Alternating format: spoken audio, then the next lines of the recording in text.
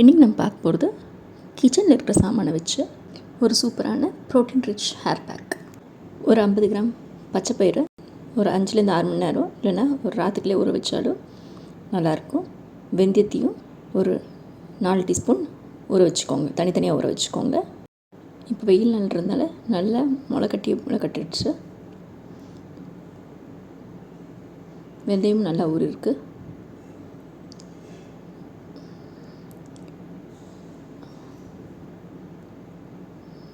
நாலு spoon பச்சைப்பயிருக்கு 1 spoon வெந்தயம் சேர்த்துக்கோங்க. சேர்த்து நல்லா அரைச்சிக்கோங்க.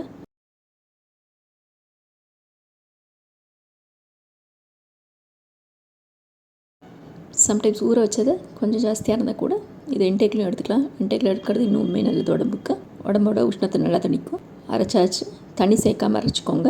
பாடி ஹீட், ஸ்ட்ரெஸ் இதனால தான் ஹேர் ஃபால். ஸோ இது ரொம்ப கூலிங்காக இருக்கும். ஸோ இது இன்டேக்லேயும் அப்பப்போ எடுத்துக்கிறது ரொம்ப நல்லது. பச்சைப்பயிரையும் வெந்தயத்தையும் இன்டேக்கில் எடுக்கிறதும் ரொம்ப நல்லது. இப்போ அது கூட அரிசியை வேக வைக்கிறப்ப அதுலேருந்து வடித்த கஞ்சி இருக்குது, அதை சேர்த்து அரைச்சிக்கிறேன். சப்போஸ் உங்ககிட்ட அது இல்லைன்னா நீங்கள் வெறும் தண்ணியும் கூட சேர்த்து அரைச்சிக்கலாம்.